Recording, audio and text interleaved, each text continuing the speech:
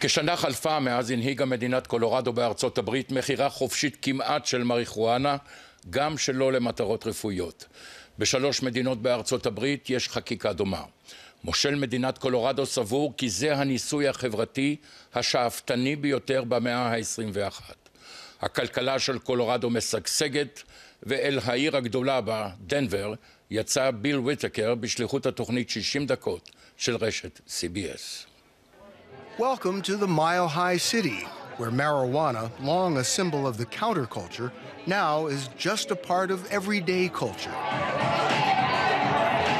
It's a Thursday night in downtown Denver, and we were invited to a marijuana food and wine pairing catering to young professionals. You might expect to see the band toking up, but here, everybody is. The food is sprinkled with marijuana. The wine infused with a strain called Killer Queen. Bud tender Leo Denave selected it for the evening. Because of the mellowness of the strain, there isn't any kind of anxiety attached to it. So that's why we have such a crowd of happy and fantastic people. And what we're doing there with that machine is it creates smoke that is cooled to minus 10 degrees. And that smoke is then blown into this glass. And that allows the wine to open up and really bring in the fruit-forward qualities of it. Those who might remember pot from the 70s, the marijuana grown and sold in Colorado today is up to 10 times stronger. There's a healthy appetite for the Rocky Mountain High and no shortage of stores to supply the demand. There's the corner store in Denver. 173 even. A high-end boutique in Aspen, right around the corner from Prada and Gucci. Colorado has licensed more than 300 recreational dispensaries so far, bringing up an estimated $288 million in sales, $37 million in tax revenue. This is a lot of pot. This is industrial scale. How many rooms like this do you have? When we're fully finished with our construction, we'll have 12 like this. Meg Sanders is a new breed of cannabis CEO, driven to push marijuana into the mainstream. A suburban mother of two, she left a private equity firm to run Mindful, a chain of 4 retail stores that sells recreational and medicinal pot. All of this is legal. That's just mind-blowing. It is. Meg, did you ever think you would be here doing this? No, never in a million years. I was working in a small financial office, and it just wasn't a lot of upward growth. And what better opportunity than to jump into a fledgling industry, something that we'll never see again in our lifetime. Her 44,000 square foot marijuana factory is cutting edge. Automated water and nutrient systems feed the plants. Lighting mimics the seasons so plants can be harvested year-round. All this in a warehouse right across the street from a Denver police station. 60 Mindful employees cultivate, trim, and package up to 500 pounds of marijuana every month. This is not somebody's backyard. This is not some stoner's basement. This is a big business. This is industrial agriculture, absolutely. Commercial grow right here. Which is why she recruited Philip Haig, known in the trade as a master grower. He used to cultivate flowers on an industrial scale in Texas, but his true passion is pot. What do you bring to the table here? Efficiencies on the grow side. I treat this building more like a large-scale tomato greenhouse than your average cannabis grow. So. But these ain't tomatoes. These are definitely not tomatoes. It's a very specialized plant.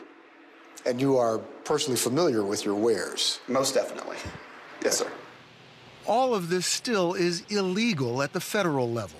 The Justice Department is watching closely. The feds say they won't intervene as long as Colorado's recreational pot doesn't fall into the hands of kids or criminals or cross state lines. With marijuana's growing acceptance in Colorado, Sanders says she's comfortable as a cannabis capitalist. I have a massive engineering feat for you. Her 23-year-old son Elijah works with her at Mindful. She says parents at her daughter's middle school seem more curious than critical of her business. Do you have any concerns that your job is sending the wrong signal to your 13-year-old daughter? I'm not concerned about that. At all? I'm not. This isn't carte blanche. Oh, because I work here, everybody should have access to it, and that includes her. We have very good conversations about it. She knows. She knows. I mean, you say you're a business person. I think some parents would look at this and say, she's just peddling drugs.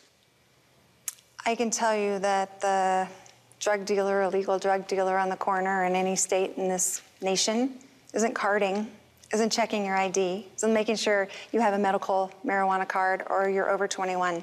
This industry does it every day. The stats show it. We've done a phenomenal job. Mindful expects to rake in $18 million this year, but it's not easy money. Colorado requires every plant grown by a licensed operator to be tracked from seed to sale. Each one has a bar-coded radio frequency ID tag and is logged into a statewide database. Cameras watch it all. The goal is to keep every bud and bit off the black market. Greenwood Village Police Chief John Jackson isn't sold. Law enforcement is really trying to do the right thing here. It's different, and it's requiring a mind change or shift on our part. Jackson is president of the Colorado Association of Chiefs of Police. He says there's still illegal pot on the streets from underground dealers who don't have to levy 28% in state taxes. There's a common belief that by legalizing it, you will get rid of the black market. I can resoundingly say that the black market is alive and doing well. It's still cheaper to buy it from the dealer on the street than to buy it in the store. Certainly. You know, we've created an entire industry here, and I'm going to be honest with you. There are some very responsible people that are involved. And it's like anything else in society. You've got a few people that are really making it hard for the others, and maybe use Colorado as a platform to simply provide their marijuana to the rest of the country. This is what he's talking about. In October, Denver police and the DEA raided several warehouse operations that were allegedly growing marijuana destined for out of state. Neighbors Nebraska and Oklahoma are suing to have the U.S. Supreme Court declare Colorado's recreational pot market unconstitutional, claiming marijuana is crossing their borders. It's too early to say if other problems are taking root.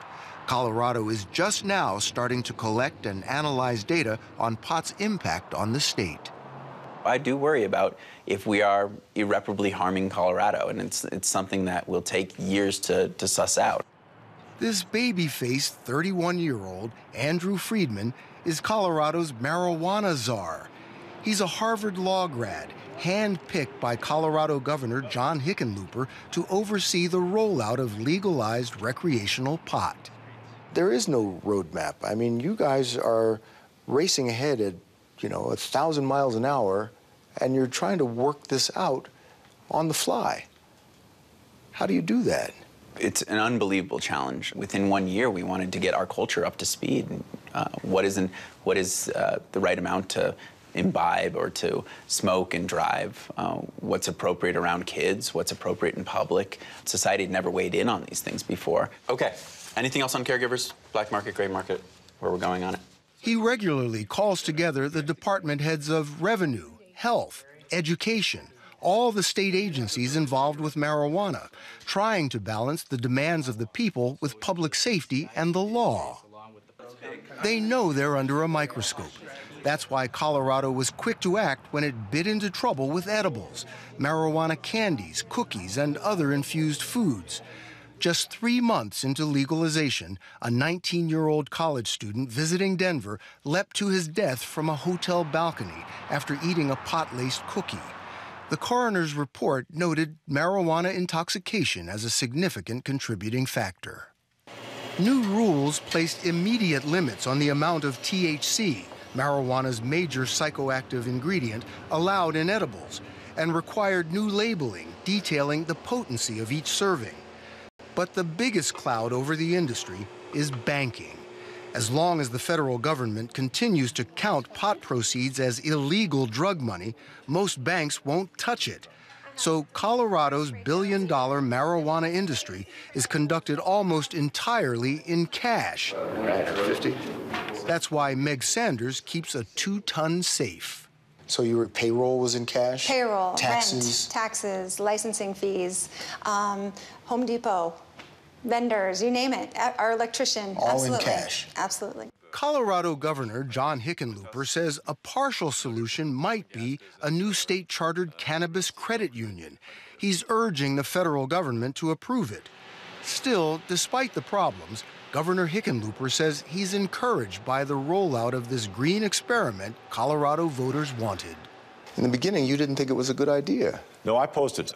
You know, and I opposed it. And I think even after the election, if I'd had a magic wand and I could wave the wand, I probably would have reversed it and had the initiative fail. But now I look at it and I'm not so sure I'd do that, even if I had such a wand. I mean, I think we've made a lot of progress and, you know, there's still a lot of work to be done, but I think we might actually create a system that can work. All right, I will have an eighth of that. Sure. Meg Sanders says marijuana is good for business. It's pretty groovy, dude. Yeah. And good for Colorado. Are you seeing a marijuana effect on the economy here? Absolutely. You can't find an empty warehouse in the city of Denver, really. I mean, you just can't. And then think of the ripple effect. I mean, we affect a ton of businesses, security, marketing, you know, web hosting. We're a business just like anybody else. We have the same needs. Today, you can walk into a mindful dispensary and buy a joint for $14.53. Business is good. Sanders is planning to expand. We're saying, please trust us. We know we can do this right. I do remember when this was rolled out, everyone thought the sky was gonna fall. Still there. It didn't fall. And business is thriving, and the customers are still coming through the door. So clearly, if I'm looking at my business and I'm looking at those around me, the consumer is saying, yeah, this works. עניין שונה לחלוטין. If I'm looking at my business and I'm looking at those around me, the consumer is saying, yeah, this works.